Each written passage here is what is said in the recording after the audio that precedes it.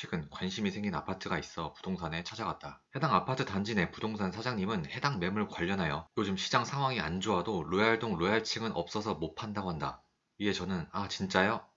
다른 부동산 사장님들은 요즘 거래 진짜 없다고 하시던데. 이에 사장님은 무슨 소리예요? 부동산 초보시구나 라고 이야기를 했다. 이 아파트는 투자 목적으로 사려는 사람이 그래도 많아요 라고 이어서 이야기를 했다. 이에 저는 신기해서 사람들의 문의가 진짜 많나요?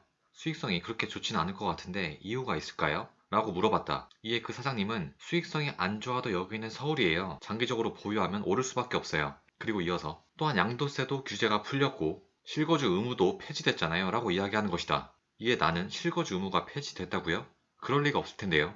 라고 이야기를 했다. 13 대책 모르세요? 이때 실거주 의무 폐지되었고 그래서 올림픽파크 포레온 이게 완판됐잖아요. 이에 저는 실거주 의무 폐지는 주택법 개정 사항이라 아직 법 개정이 안 되었거든요.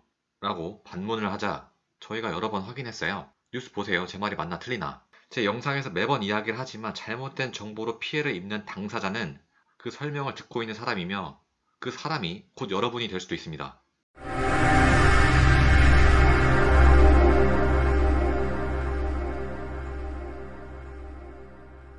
이번 영상은 실거주 의무 관련하여 여러분들이 잘 모를 만한 내용들을 담은 영상입니다.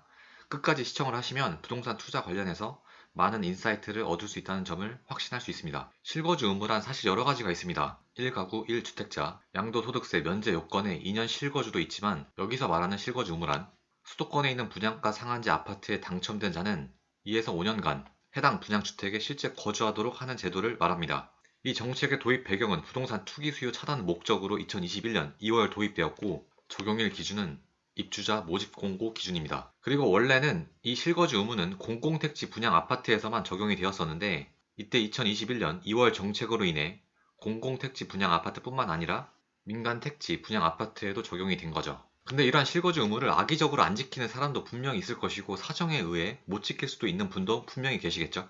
어찌되었든 이러한 경우에 해당 주택을 LH에 팔아야 합니다. 이때의 매매가는 분양가 플러스 정기예금 이자 금액입니다. 한 LH 관계자의 말에 따르면 주택법상 실거주 의무 주택에 매입 신청이 들어오면 부도 또는 파산이 아닌 한 무조건 수용해야 한다고 합니다. 결론적으로 이를 다 어기면 1년 이하 징역 또는 1,000만 원 이하 벌금을 받게 됩니다. 근데 실거주 의무 관련 어떤 기사에서 그냥 벌금 내고 말죠 라고 써있던 기사가 있었는데 알고 계셔야 할 게 과태료는 금전적 처벌에 그치고 범칙금은 금전적 처벌에 경우에 따라 벌점도 쌓이지만 벌금은 금전적 처벌에 벌점에 형사처벌까지 받을 수 있는 사안입니다. 즉 이름에 짝대기가 그셔진다는 거죠. 벌금을 우습게 알아선 안 됩니다. 분양가 상한제 적용주택 입주자 실거주 의무 기간인데요. 신도시와 같은 공공택지의 경우 분양가가 인근지역 시세의 80% 미만이면 5년, 분양가가 인근지역 시세의 80% 이상 100% 미만이면 3년입니다. 반면 민간택지의 경우 분양가가 인근지역 시세의 80% 미만이면 3년이고 분양가가 인근지역 시세의 80% 이상 100% 미만이면 2년입니다. 다음으로 전매 제한 기간 완화입니다. 2023년 12월 기준 전매 제한 기간은 이 표로 알고 계시면 됩니다. 수도권의 경우 공공택지 또는 규제지역인 경우 전매 제한 기간 3년, 과밀 억제 권역이면 1년, 기타 지역이면 6개월입니다. 비수도권은 공공택지 또는 규제지역인 경우 1년, 광역시는 6개월, 기타 지역은 없습니다. 참고로 이 전매 제한 기간의 기산점, 즉 계산 시작일은 분양 당첨 발표일입니다. 계약일이 아닙니다.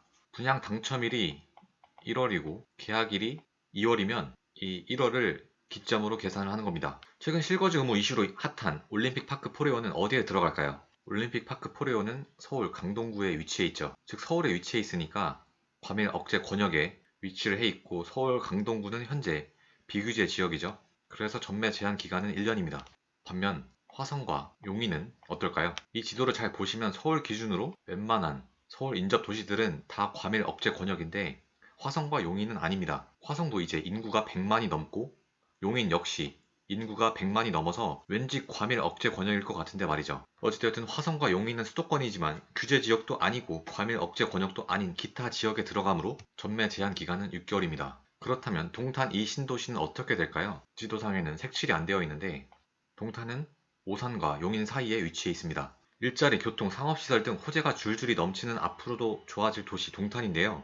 동탄은 화성 안에 있지만 화성과 별개로 동탄 이 신도시는 공공택지이므로 6개월이 아닌 3년이 적용됩니다.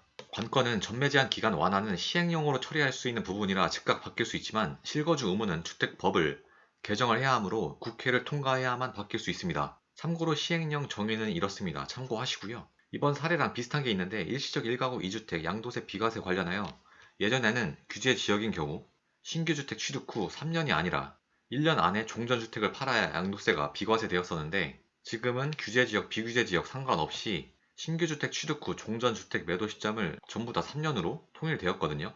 이것 역시 시행령으로 바꾼 건데 딱 1년 전에도 정부에서 취득세 중과 완화한다고 저렇게 보도자료까지 냈었거든요.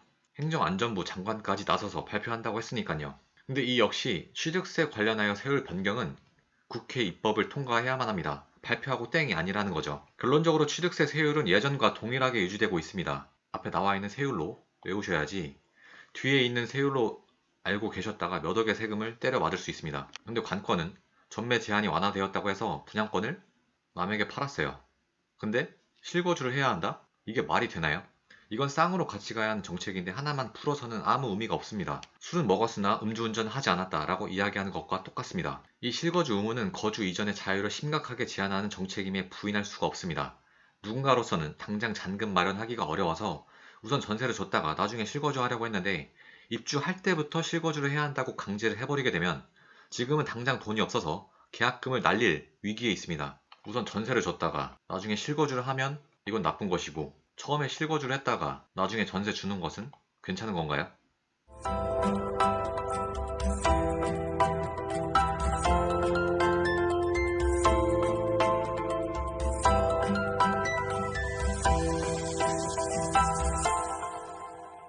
이 실거주 의무 관련하여 예외 사항들이 몇 가지 있습니다. 근무, 생업, 취약, 질병 치료를 위해 해외에 체류 중인 경우, 군인의 인사 발령으로 다른 지역에 거주하는 경우.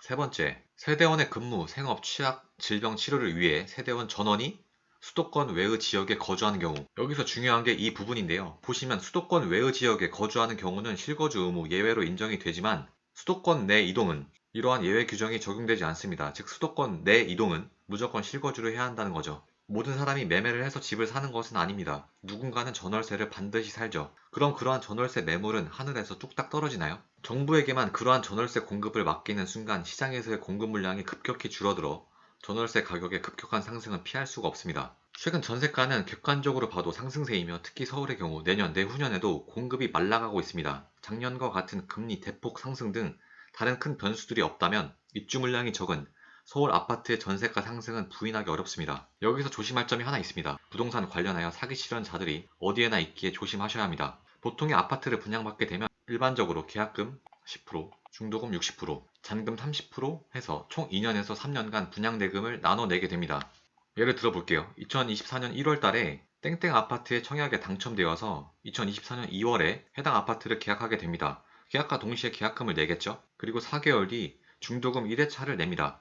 현금이 많다면 그냥 현금으로 중도금을 지불할 것인데 대부분의 사람들은 중도금 대출을 받습니다. 근데 나는 그 집을 분양받기보다 투자 목적으로 들어가는 거라서 분양권 프리미엄을 받고 다른 사람에게 분양권을 넘기고 싶을 수도 있잖아요. 어쨌든 중도금 대출이 2024년 6월 달에 실행이 돼버리면 나는 무조건 중도금 대출을 일으킬 수밖에 없습니다. 부동산 계약금과 중도금 대출 1회차 그리고 피를 얹어서 분양권 매수자한테 넘기는 거죠. 이 말인즉슨 단기 투자자 입장에서는 어찌되었든 무조건 중도금 대출 1회를 실행을 해야 하기 때문에 번거롭다는 뜻입니다. 그래서 이와 관련하여 분양업자들이 꼼수를 쓰게 되는데 뭐 마케팅일 수도 있죠. 아까는 중도금 1회차 납부 일정이 2024년 6월이었는데 이를 2개월 미뤄서 2024년 8월부터 중도금 1회차 납부 일정을 낼 수 있도록 살짝 미루는 겁니다. 그럼 아까와 다르게 전매 제한이 6개월인 경우 당첨일을 기산일로 잡기에 7월 달에 분양권을 팔아버리게 되면 분양권 매도자 입장에서는 굳이 중도금 대출을 일으키지 않아도 다른 사람한테 분양권을 넘길 수 있기 때문에 단기 투자자 입장에서는 당연히 좋겠죠. 그럼 전매 제한이 짧으면 무조건 투자자한테 좋은 것이냐? 그렇지 않을 수도 있습니다. 내가 분양받은 아파트가 대단지라면 이런 분양권 투자자가 저 혼자일까요? 당연히 수없이 많은 사람들이 들어가 있을 것입니다.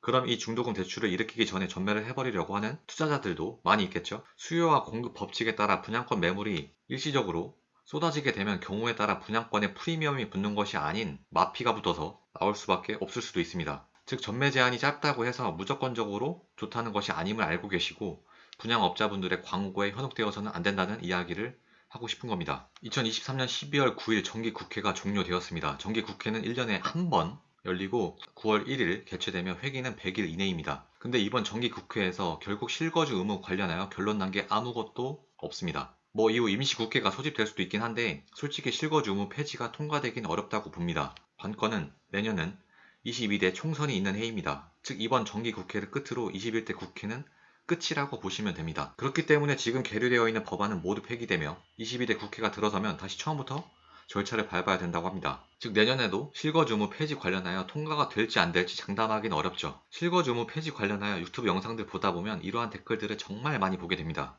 투기꾼들 없애려면 실거주 당연함. 뭐 큰일 난 것처럼 살지도 않을 걸 왜 분양받냐 이런 글들이 많던데 실상 이분들 말이 무조건 틀린 것도 아닙니다. 실거주 의무로 인해서 투자 수요가 줄어드는 것은 명백한 사실이니까요. 하지만 이러한 댓글에 현혹되는 분 치고 부자 되는 경우는 거의 본 적이 없습니다. 인생의 선택은 여러분이 하는 것입니다. 부동산 투자를 약 7년간 하며 이번 사태를 보며 느낀 점은 점점 부동산 관련하여 정부의 정책들을 무조건 신뢰해서는 안 되겠다는 점입니다. 이건 여야를 가리지 않습니다. 정부에서 보도 자료까지 내가며 전매 제한은 최대 10년에서 3년 완화, 분상제 주택 실거주 의무 폐지라고 공공연히 국민들에게 발표까지 했습니다. 이러한 정책은 부동산의 급격한 침체로 인해 발생되는 여러 문제점을 해결하기 위해, 즉 소방수를 투입하기 위해 내놓은 전략입니다. 특히나 이 실거주 의무 폐지는 올림픽파크 포레온을 겨냥해서 나온 정책인데요. 이런 실거주 의무 폐지를 발표를 했기에 미분양 상태였던 올림픽파크 포레온이 완판된 점 역시 부인할 수 없죠. 사실 올림픽파크 포레온이 워낙 대단지여서 그렇지 장이, 레디언트 등도 절대 적지 않은 물량입니다. 이러한 정부 정책에 발맞춰 아파트 모델하우스에서는 이러한 실거주 의무 폐지를 대문짝만하게 써놨죠. 이래야 분양이 완판될 가능성이 훨씬 높아지니까요. 몇 년 전에 200억 가까운 돈을 기부했다가 기부한 금액에 해당하는 돈을 오히려 세금을 토해내야 하는 어처구니 없는 경우가 있었습니다. 이와 마찬가지로 부동산 정책 관련하여 이러한 앞뒤가 전혀 맞지 않는 내용들이 남발된다면 과연 국민들의 속마음은 어떨까요? 그 어떠한 정책이 나와도 더 이상 신뢰를 할 수 없게 됩니다. 정부 정책의 무게감은 절대 가벼워서는 안 됩니다. 정책과 법에 따라 파생되는 영향력은 실로 엄청날 텐데 이를 간과하고 정책이나 법을 너무 쉽게 제정한다는 느낌이 정말 많이 듭니다. 올해 MBC 연예 대상으로 대상이 유력한 기안84입니다. 태어난 김에 사는 남자로 올해 예능을 캐리했다고 해도 과언이 아닌데 부동산의 경우 보통 수억 원의 돈이 투입됩니다. 그렇기 때문에 부동산 정책은 생각 없이 내놓아서는 절대 안 됩니다. 저러한 정책을 내놓고 이제 와서 그 누구 하나 책임지는 정치인은 없습니다. 참고로 저는 최근 분상지 아파트에 투자한 적이 없습니다. 제가 피해본 것은 전혀 없다는 거죠. 작금의 이러한 사태에 있어서 답답한 느낌이 드는 점을 이야기하고 싶은 겁니다. 결론적으로 실거주 의무 관련하여 입주 시점이 아닌 보유기간 중 거주 의무로 보완을 하던지 해야 할 것 같습니다. 실거주 의무는 부동산 급등기 때 나온 정책인데 지금이 부동산 하락기인데도 동일한 정책이 적용되는 것이 과연 맞는 것인지 싶습니다. 이번 영상에서 가장 중요한 내용일 수도 있을 것 같은데요. 종합적으로 부동산 투자를 하면서 최근 더 뼈저리게 느끼는 점은 부동산 정책들 관련하여 시행령으로 바로 처리가 가능한 사안과 입법을 통과해야만 정책들이 바뀌는 것들을 반드시 구분해야겠다는 것입니다. 변경된 정책을 발표해놓고 막상 입법을 통과를 해야만 바뀌는 정책이라면 이를 확인하지 않고 들어간 사람이 모든 책임을 물기 때문이죠. 재벌집 막내 아들에서 진양철 회장이 했던 대사를 끝으로 영상 마치겠습니다. 감사합니다.